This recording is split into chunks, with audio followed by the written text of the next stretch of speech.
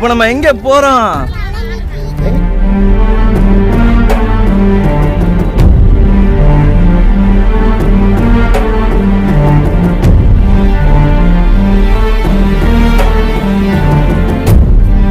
மலை மேலே உள்ள குழந்தை வேலைப்பாறை பார்க்க போகிறோம்.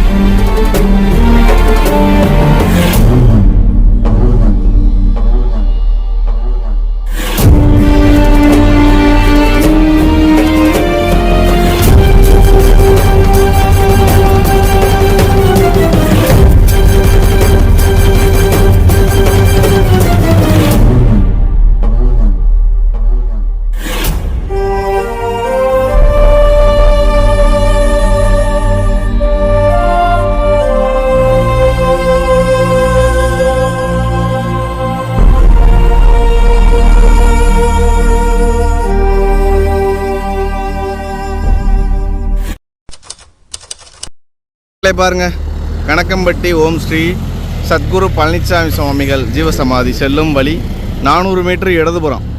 இந்த வழியிலே போய் 400 மீட்டர் இடதுபுறம் பக்கத்தில் வந்தாச்சு. நம்ம போயிட்டு ஐயாவை பார்ப்போம், கணக்கம்பட்டி ஐயாவை. கணக்கம்பட்டி நம்ம மூட்டைச்சாமி சித்தர் வந்து ரொம்ப புகழ்பெற்றவர். அவர் வந்து வாழ்ந்த காலத்தில் ரொம்ப மௌனமாக இருப்பார். ஆனால் ரொம்ப சித்து விளையாட்டுக்கள், மனசில் உள்ளதை படிக்கக்கூடிய ஒரு போகர். அப்புறம் வந்து புலிப்பாணி சித்தரோட மறு வடிவம் அப்படின்னு மக்களால் சொல்லப்படுது. மக்களை இங்கே பாருங்கள், கணக்கம்பட்டி மூட்டை சுவாமிகள் ஞானக்குடியிலும் போட்டிருக்காங்க. அதாவது நாங்கள் நடந்து போகிறது இடது பக்கம் போகிறோம். இப்போ வந்து வலது பக்கம் ரோடு கிராஸ் பண்ணி அங்கே போகணும்.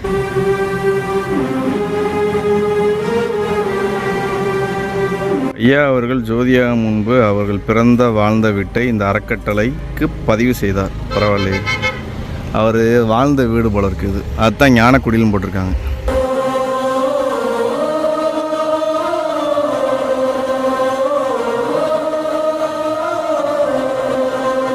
ஃபுல்லாமே இந்த இடம் வந்து அவர் வாழ்ந்த இடம் போல இருக்குது. அங்கே போவோம்.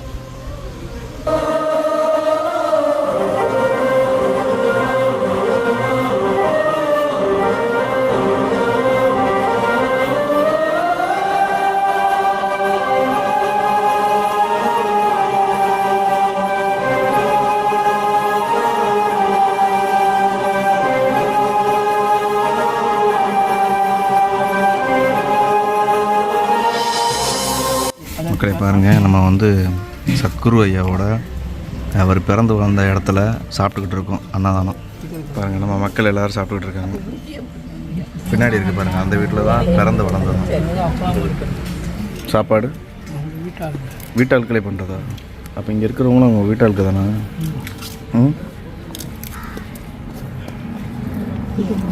மக்களே, சாப்பாடு சூப்பராக இருக்குது. ஒரு புளி சாதம், அப்பளம், லெமன் ஊறுகாய் சூப்பராக இருக்குது. பாருங்கள், இது இந்த வீடு பார்க்குறீங்களா, இந்த ஓட்டு வீடு, இதுதான் வந்து நம்ம கணக்கம்பட்டி ஐயா பிறந்து வளர்ந்த இடம். சரியா? பாருங்கள், ஐயா ஃபோட்டோ போட்டிருக்கு. ஐயா விரும்பி குடிக்கிற அந்த ஃப்ரூட்டி அதெல்லாம் போட்டிருக்கு. வாழ்க வளமுடன், நேர்மையாக, நிதானம், பொறுமை, சுதாரணத்துடன் நேர்மையாக செயல்படுது. 10 விரலில் பாடுபட்டு 5 விரலில் சாப்பிடணும் சாமி. இந்த மண்ணில் இருக்கணும்னா ஒழுக்கமாக இருக்கணும்டா சாமி.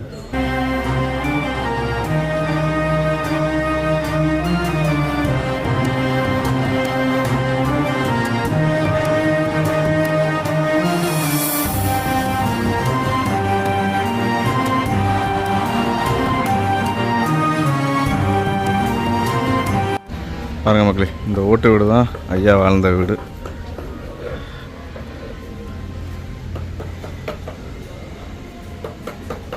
இந்த வீட்டுக்குள்ளே வந்து ஐயாவோட ஒரு தத்ரூபமான அமர்ந்த நிலையில் இருக்கிற ஒரு சிலை இருக்குது. ப்ளஸ் வந்து அவர் தூங்கியிருப்பார்ல வளரும் போது அந்த கட்டலும் இருக்குது, வயற்கட்டலும் இருக்குது. உள்ளக்க ஒரு ஓட்டு வீடு தான், ஒரு சின்ன வீடு. இங்கே தான் ரோட்டுக்கு மேலேயே இருக்குது இந்த இடம்.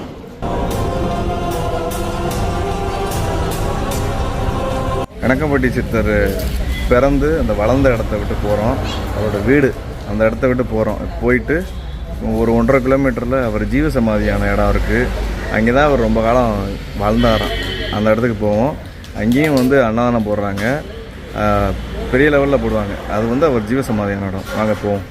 மெயின் ரோட்டில் இருந்து இடது பக்கம் கொஞ்சம் தூரம் தான், ஒரு 2 நிமிஷம் நடந்தோடனே இடது பக்கம் திரும்பினா உங்களுக்கு பஸ்ஸு ஆட்டோ எல்லாமே உள்ளே போகுது. இப்போ நம்ம வந்து கனகம்பட்டி சித்தரோட ஜீவசமாதிக்கு போயிட்டுருக்கோம்.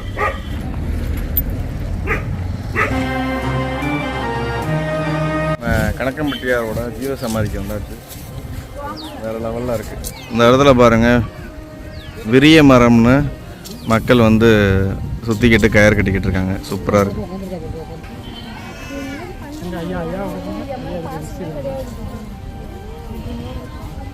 பாருங்கள், மக்கள் வேண்டிக்கிட்டு மஞ்சள் கயிறு கட்டுறாங்க. ஏம்மா மஞ்சள் கயிறு கட்டுறாங்க? கல்யாணம் ஆகாதவங்க. வேறு என்ன விசேஷம்? இந்த மரம் பேர் விரிய மரமா?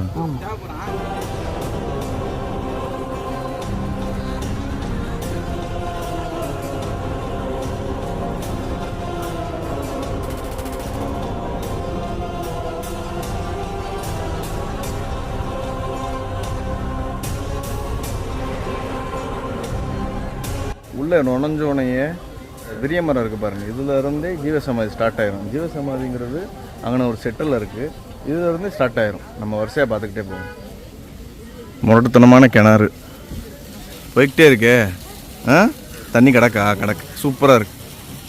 சரியான ஆழம். அங்கே பார்த்தோம்னா அது வந்து ஐயா பிறந்து வளர்ந்த இடம். இங்கே வந்து ஐயா வந்து இங்கேயும் இருந்திருக்காரு ரொம்ப காலம். இந்த இடத்துல இருந்தனால தான் அந்த இடத்துல ஜீவசமாதி இருக்குது. இப்போ நாங்கள் போயிட்டு வந்தோம் பாருங்கள் உள்ளக்க. இந்த இடத்துல ஐயாவோட பெட்டு, அவர் உட்கார்ந்த நாற்காலி எல்லாமே இருக்குது. இந்த இடத்துல இருந்து தான் ரொம்ப பேருக்கு ரொம்ப விஷயங்களை சொல்லியிருக்காரு. மக்கள், இந்த கிணறு வந்து ஐயா உருவாக்கின கிணறு. இது உருவாக்குனதுல இருந்து தான் இந்த ஏரியா, கனகம்பட்டி ஏரியா வந்து ரொம்ப வறண்டு கிடந்த பூமி வந்து செழிப்பாக மாறிச்சான். பாருங்கள் எவ்வளோ ஆழம் பாருங்கள் கிணறு. பார்க்குற இந்த வேப்ப மரத்தில் தான் ஐயா உட்காந்து வர்ற மக்களுக்கெல்லாம் உபதேசம் சொல்லியிருக்காரு. அதை போட்டிருக்காங்க பாருங்கள், பகவான் அமர்ந்து ஞான உபதேசம் செய்த வேப்ப மரம் அப்படின்னு.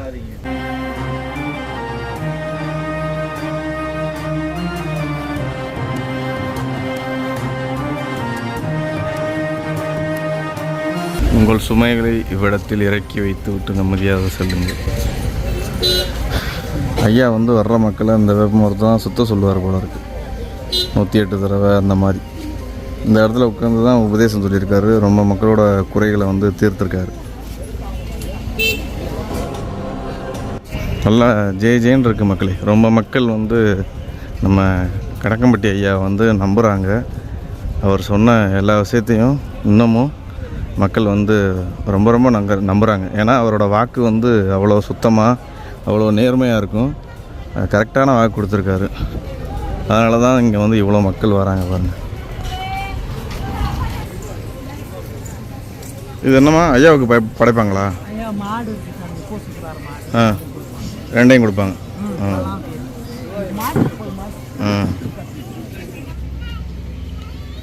ஐயாவோட ஜீவசமாதிக்கு பக்கத்தில் வந்தாச்சு. ஐயா வாக்கு ஒன்று சுத்தமாக இருந்துச்சு. இன்னொன்று வந்து ஐயாவோட அந்த எளிமை, சிம்பிளிசிட்டி.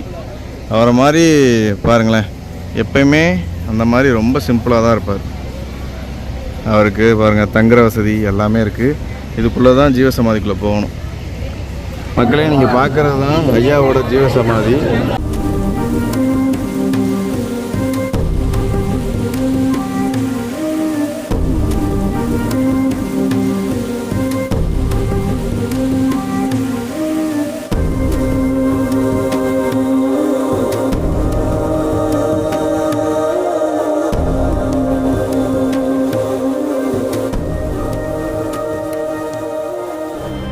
இப்போ வந்து அன்னதான கூடத்தை நோக்கி போய்கிட்டு இருக்கோம். சாப்பிட்டுட்டு அப்படியே கொஞ்சம் நேரம் ரெஸ்ட் எடுப்போம்.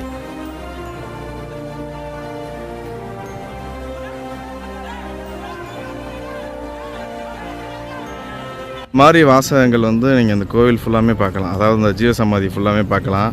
பாருங்களேன், இந்த நடத்தை படிப்புக்கு இதுவரை யாரும் வரலடா சாமி, விடியும் என்று விடியும் சாமி அப்படின்னு. இந்த மாதிரி வாசகங்கள் வந்து இந்த இந்த இடம் ஃபுல்லாமே இருக்கும்.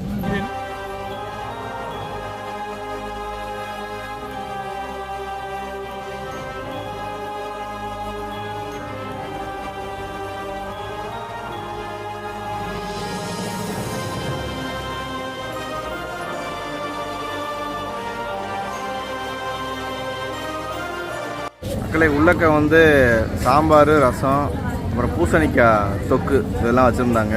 சூப்பராக இருந்துச்சு. நாங்கள் எல்லோரும் சாப்பிட்டுட்டு இந்த இடத்துல கொஞ்சம் நேரம் உட்காந்துருக்கோம். அன்னதானம் அந்த கூடமே பெருசாக இருக்குது. ஏகப்பட்ட பேர் சாப்பிட்றாங்க. இங்கேருந்து திரும்ப வெளியே போயிட்டு திரும்ப பழனி பாத யாத்திரையை கன்டினியூ பண்ண போகிறோம். நாங்கள் வந்து ரோட்டுக்கு போயிட்டு பக்கத்தில் போயிட்டு கன்டினியூ பண்ணுறோம். இன்னும் வந்து நம்ம கணக்கம்பட்டியில் வந்து 8 கிலோமீட்டர் நடைப்பயணம் பண்ணணும். பக்கத்தில் போயிட்டு நான் கன்டினியூ பண்ணுறேன்.